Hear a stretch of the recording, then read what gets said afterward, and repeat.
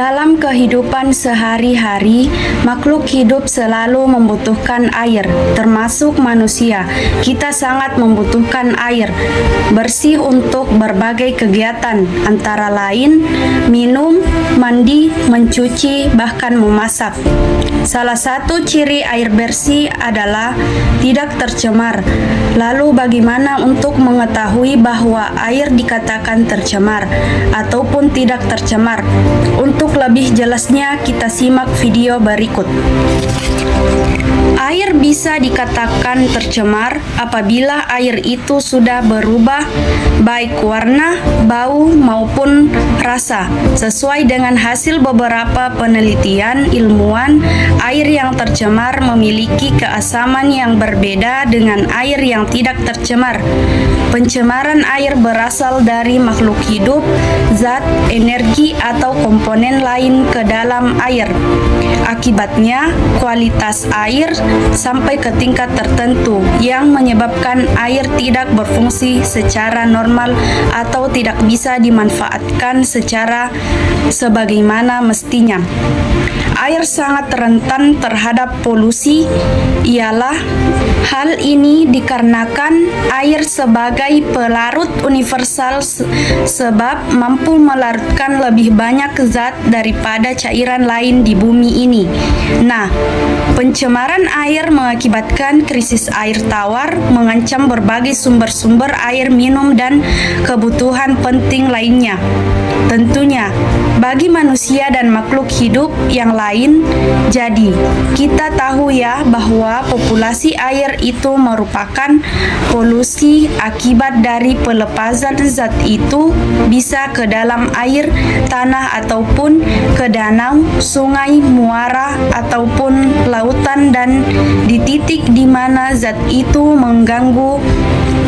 Menurut sumbernya, pencemaran air dapat dikategorikan menjadi dua jenis, yaitu sumber langsung dan sumber tidak langsung.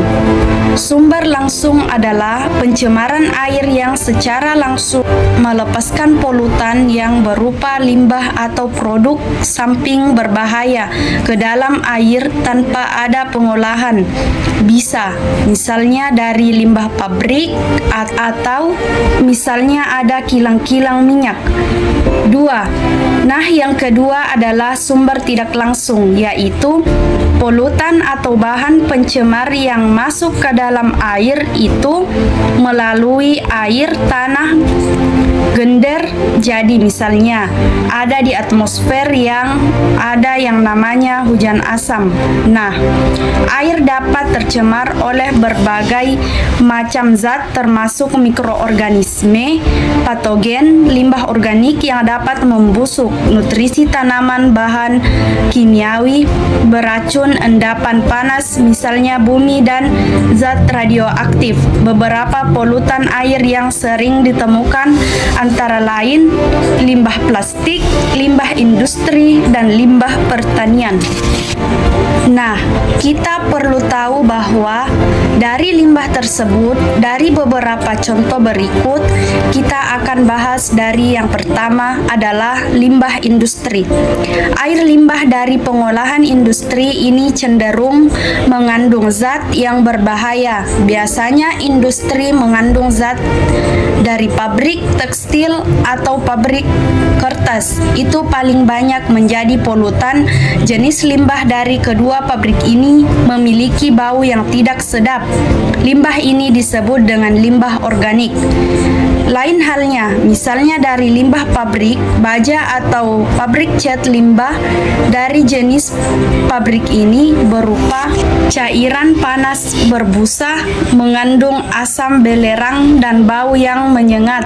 Juga dan limbah yang ini disebut limbah anorganik. Itu dari limbah industri. Ya, skala besar. Selanjutnya, limbah limbah rumah tangga.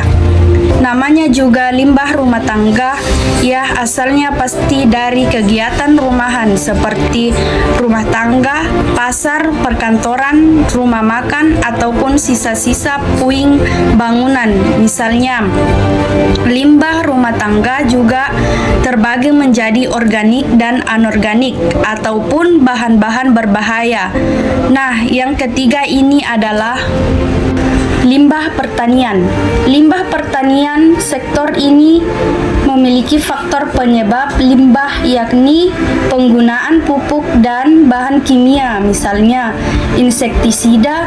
Bahan kimia tersebut memang berfungsi untuk membasmi hama, namun namanya berbahan dasar dari obat-obatan, pasti ada efek samping untuk kesehatan. Efek dari terpaparnya insektisida yang berlebihan bisa menyebabkan pertumbuhan kelenjar tiroid yang meningkat di sektor kesehatan. Adapun dampak-dampak dari pencemaran air antara lain penyakit pada manusia, kerusakan ekosistem, eutrofikasi, dan bahkan gangguan pada rantai makanan. Yang pertama adalah penyakit pada manusia.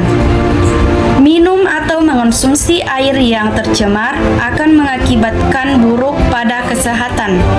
Air yang tercemar dapat menyebabkan penyakit seperti tipes, kolera, hepatitis, bahkan penyakit lainnya. Yang kedua adalah ekosistem yang sangat dinamis merespon perubahan lingkungan, bahkan yang sekecil apapun polusi dapat menyebabkan seluruh ekosistem rusak jika dibiarkan tidak terkendali. Kemudian yang ketiga adalah eutrofikasi. Di sini masuknya bahan kimia dalam badan air yang mendorong pertumbuhan alga. Alga ini merupakan lapisan di atas kolam atau danau lalu mengurangi oksigen dalam badan air. Akibatnya kehidupan perairan akan berdampak dengan berkurangnya kadar oksigen. Yang keempat adalah gangguan pada rantai makanan.